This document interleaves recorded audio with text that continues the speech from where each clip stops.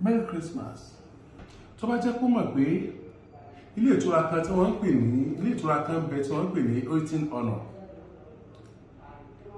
tó mọ iṣẹ́ ibi tí wọ́n ṣe ń bẹ̀ tó mọ ẹni tí wọ́n ń pè ní Adegoke tó ní ilé ìtura náà bóyá ìbá ti sùn bẹ̀. Tó bá jẹ́ kó mọ̀ tó ṣe tí ó ṣẹlẹ̀ sóhun àti irú ọdún táwọn ẹbí òun tó ń fi ilé ọmọ ṣe lónìí bóyá ìbá ti gbìyànjú. Ṣé ẹ̀ṣẹ̀ wa ń bẹ nínú gbìyànjú láti dá nínú ayé ni? Ó mà ṣe ọmọ Timothy mẹ́tẹ̀ẹ̀ta tó fi sáyé,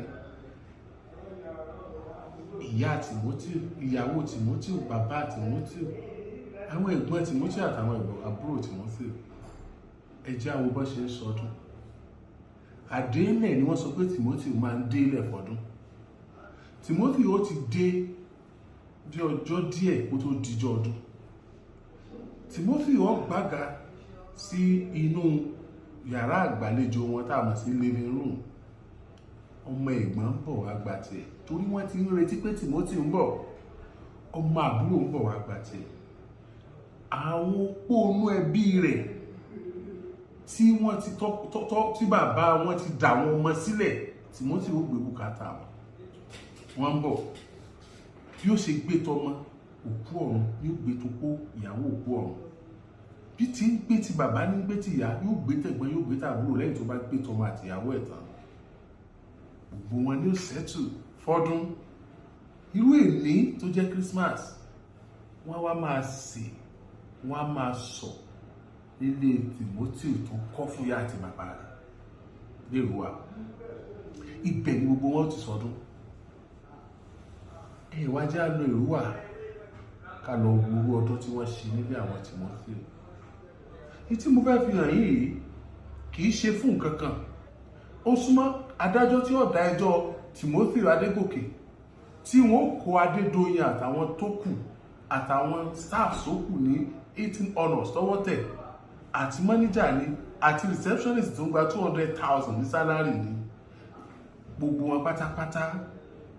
Adájọ́ tó súnmọ́ kí wọ́n gbẹ́jọ́ ìwáwájú ẹ̀ ó ṣeéṣe kó náà wò mí báyìí kó náà máa gbọ́ mi.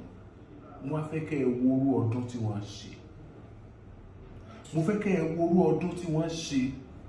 Agbẹjọ́rò tí ó gbẹjọ́rò fún Adédoyin, mo fẹ́ kó wo orú ọdún tí wọ́n ṣe nínú ẹbí wọn. Mo rò pé gbogbo ọmọ Nàìjíríà inú wọn mọ bàjẹ́ tí wọ́n bá wò pé Kérésìmesì tí wọ́n máa ṣe pẹ̀lú dùnnú ló wá dìbànújẹ́ yìí. Látàrí pé àwọn kan sáré pé wọ́n fẹ́ lówó, àwọn kan sáré pé wọn ò fẹ́ kówó tí wọ́n ní ó tán, àwọn kan wọ́n sáré pé wọ́n ṣẹ̀jẹ́. Tá a bá kúkú kọ ẹ̀jẹ̀ sílẹ̀, tá a kọ ẹ̀jẹ̀, àmì orí ọ̀rọ̀ ní jẹ́ ó yàtọ̀. Wọ́n sáré pé wọ́n ṣẹ̀jẹ̀, wọ́n sáré pé wọ́n ṣẹ̀jẹ́, wọ́n ń wọ́ ọmọ tó lájé lára. Ó mà ṣe o, ẹ wò bí wọ́n ti sọdún. Ẹ já wò wọ́n. Báwo lòní ṣe rí nílé àwọn Timothy l'Èrúwà? Ní ọdún tó kọjá gbogbo táwa yìí ó ti kún fún àwọn ọ̀rẹ́ tèmi náà wọ́n ti dé tó yẹ pé wọ́n ti pẹ̀rẹ̀ wọ́n ti ń ṣe ìjẹ wọ́n ti ń ṣe wọ́n sọ àwọn ọlọ́dún sí ìkẹ́kọ̀ọ́jọ bẹ́ẹ̀ torí incident tó ṣẹlẹ̀ sí wa sí ìkẹ́kọ̀ọ́jọ bẹ́ẹ̀ mo sì wá gbogbo àwọn kí Dr. Adegoke ní Ọlọ́run aláàánú yóò bá mi wà pẹ̀lú wọn, yóò bá mi dì wọ́n mú, àbọ̀ Ọlọ́run yóò wà nínú ayé wọn. Nílọ́jọ́ wọn kò ní ṣubú ẹ̀mí, kò ní ṣubú ara. Gbogbo ìnáwó náírà wọn lórí ikú ọmọ mi, lórí àwa náà ni wọ́n máa lọ òkè ní wọn ò ní lọlẹ̀. Tó kí àrẹ̀mọ John Adegoke Ọlọ́run aláàánú yóò máa gbé òun náà ga torí òun ló ní dáre ló ní gbogbo wàhálà àti ojúṣe yìí tó ń ṣe. Ọlọ́run aláàánú ẹsẹ̀ rí Ọlọ́run bá mi ṣẹ́ àti díẹ̀ àti wọn tiẹ̀ náà kò ní dàrú ikú tó ṣẹlẹ̀ níwà yìí kò ní ṣẹlẹ̀ fẹ́ni kọ̀ọ̀kan wọn. Gbogbo àwọn ọmọ Nàìjíríà pátápátá ni mo kí lọ́kọ̀ọ̀kan, gbogbo àwọn tí ń náwó sí wa, àwọn tá a mọ̀ àtàwọn tá a mọ̀. Ọlọ́run aláàánú bá mi ṣẹ́ wọn lẹ́sẹ̀ rí. Olúyọmí ẹ ṣé púpọ̀, ẹ kú bá mi dárò, ẹ kú polongo ọmọ mi tẹ́ bá ń polongo ẹ̀, ẹ kú rẹ̀ lọ́wọ́. Ní tọ̀nà ẹ̀bẹ̀ pẹ̀ ní ìwé eléyà ọmọ yóò ní ṣìn lágbára Ọlọ́run ọba. gbogbo àtàyé jẹ́ téèyàn ń jẹ́ èèyàn àwọn ọmọ yín ò ní ṣàgbákò èyí ni ò ní ṣe bẹ́ẹ̀ bá ṣe ń lù bẹ́ẹ̀ ni wọ́n máa dán fún yín. ọjọ́ òní láti ọ̀dọ̀ mi ti kú ọjọ́ kẹ ò pé kí n má sunkún ọtọ́ ti sọ fún ọmọ mi láàárọ̀ ìtorí pé ọmọ mi kún wọ́n bí mi láàárọ̀ yìí wípé gbà wo ni bàbá àwọn òde rí wípé òní lọ́dún bàbá àwọn òde bàbá àwọn kàgà wá torí lẹ́sìn ọlọ́kọ̀ kàgà wá ni tí gbogbo àwọn èèyàn tí wọ́n wà nílé ọmọ mi tí wọ́n wá bá aṣojú. Adédoyin sọ ara inú ìbàjẹ́ ayérayé inú ìbànújẹ́ ayérayé àtàwọn ọmọ ẹ̀ àti nẹ́dírẹ̀ ẹ̀yin ọmọ Nàìjíríà ẹ dẹ́kun dájọ́ òdodo mọ́ fẹ́ o lórí ikú Olúwadámiláre Tìmótíyù. ẹ̀yin ọmọ Nàìjíríà ẹ̀yin tẹ́ wà ní Nàìjíríà tẹ́ wà ní òyìnbó ẹ ṣé o mo dúpẹ́ fún bàmí kẹ́dùn ọmọ mi fún ìtiraka fún ìyànjú gbígbà. mo dúpẹ́ lọ́wọ́ Adéwùsì mo dúpẹ́ lọ́wọ́ àrẹ̀mọ ọba tí wọ́n ń ṣagbátẹrù mo dúpẹ́ lọ́wọ́ Kádíkẹ́ láti ìlú òyìnbó tọ́tọ́ kó nǹkan ọdún ránṣẹ́ sáwọn ọmọ àtàdéwùsì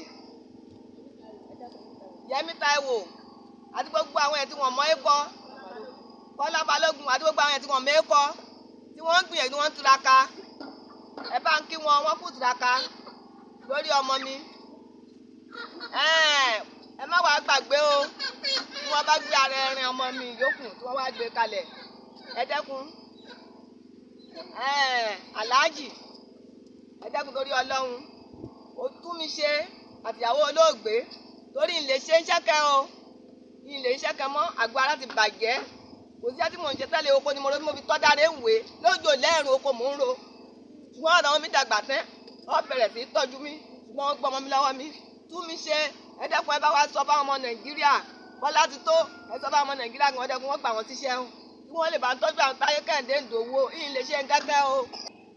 ẹ wo inú ìbànújẹ́ ayérayé tí Adédoyin Ràmọ́nì tó sọ wá sí nínú ìdílé wa àtọmọ àtìyá àti bàbá àtẹ̀gbọ́n àtàbúrò nírú ọjọ́ ìní níbi tí mo ti ń sọ̀rọ̀ nílé tí ọkọ mi kọ fún ìyá àti bàbá èrò máa ń pọ̀ àwọn èèyàn máa ń wá rẹpẹtẹ láti wá bá wa ṣọdún ilé baálé lẹ́kùn lédélé àwòrò àwọn ọmọ ń béèrè wípé ṣé àgbàga torí dádì wọn ti lọ gbàga àwọn èrò àti pọ́ńbí wọ́n jí láàárọ̀ Christmas wọ́n ń béèrè pé ṣé àgbàga ni pé èrò wà kò sí nǹkan tí a lè fi express ara wa fún àwọn ọmọ torí wọ́n kéré gbogbo wa tún bú sẹ́kún ní àárọ̀ yìí tó ń ṣe ọdún ẹ̀yin ọmọ Nàìjíríà ẹ jọ̀ọ́ ìdájọ́ òdodo ẹ wo tọ́lá àwọn ọmọ tó wà lọ́wọ́ mi ẹ wo tọ́lá ìyá àti bàbá tọkọ mi fi sílẹ̀ ìdájọ́ òdodo òun la fẹ́ àwọn ọmọ nínú táàmù yìí oṣù kan ni wọ́n lè lọ sí skul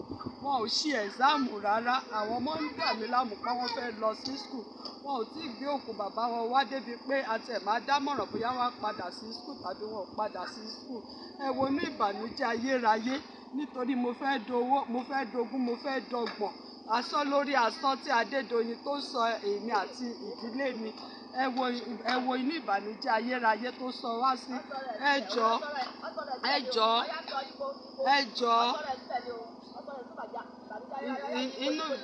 ẹ wo inú ìbànújẹ́ ayérayé tó Adédoyin tó sọ ara ẹ̀ sí àtàwọn ọmọ àti fámìlì ẹ̀ ẹ̀yin ọmọ Nàìjíríà ẹ jọ̀ọ́ ẹ má jẹ́ kíyà yìí kó jẹ wá gbé ẹdì. Gidi fún takuntakun tẹ́ ẹ̀ bá wa kó lórí ọ̀rọ̀ Timothy Olúwadámiláre tí Adédoyin àtàwọn ẹmẹ̀wẹ̀ tí wọ́n ṣekú pa ní sí hòtẹ́ẹ̀ níwòyí last year December 25, 2020 ibi ti kún férò rẹpẹtẹ ó ti kún férò tí wọ́n wá bá wa ṣọdún ẹ wá wò bá ṣe ń ṣọdún lọ́dún yìí pẹ̀lú ìbànújẹ́ ni o àwọn tó sọ ìdílé wa yìí sínú ìbànújẹ́ ò ní wọ́n lé wọn o ìbànújẹ́ ò ní wọ́n lé wọn o torí pé kí ni ní ọdún tó lọ gbogbo ẹ̀ ló wá síbí láti wá bá aṣọdún ní àárọ̀ yìí ni Táyé Kẹ́hìndé ni wọ́n ń bè lọ́wọ́ gan máa ń pé ìgbà onídàdí wo kàga wà òní ni Christmas ìgbà làwọn máa bẹ̀rẹ̀ pátí Adédoyin àtàwọn ẹ̀mẹ̀wẹ̀ wọ́n ṣe léyìí torí pé ṣe léyìí korò ní ìdánù nílé yín o torí pé ṣe léyìí ìbànújẹ́ ò ní ìdánù lé gbogbo ẹ̀ tẹ́ ṣe pupa Timothy Olúwadámiláre o àwa adúpẹ́ lọ́wọ́ gbogbo ọmọ Nàìjíríà nílé lókè àti òkè òkun adúpẹ́ àmọ́ lóore fún àdúrótì fún àdúrà yín lórí ẹwà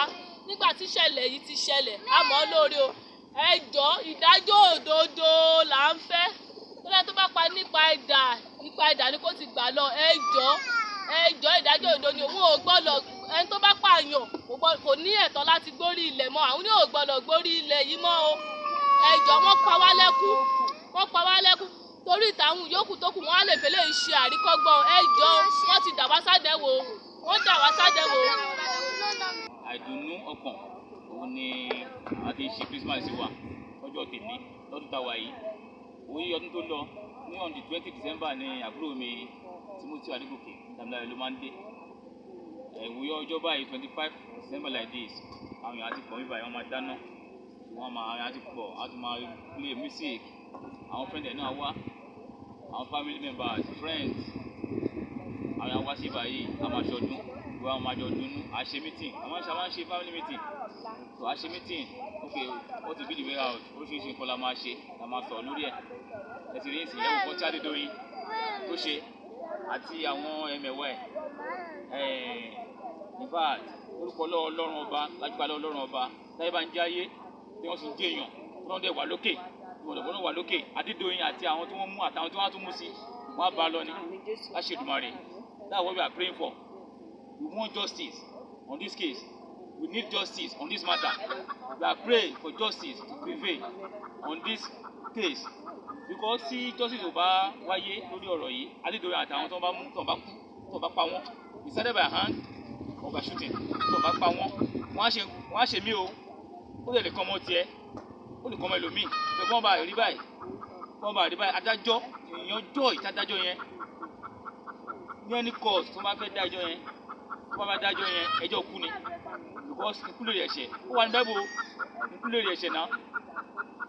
He who kill by sword shall be die by sword. Must also die by sword. Ẹjọ́ àti ìbílẹ̀ àpá ní àfi ìpa ìdàpá náà ni. With this gbogbo ọmọ Nàìjíríà lẹ́ẹ̀kan sí mo dúpẹ́ lọ́wọ́ yẹn mo lẹ̀ kí.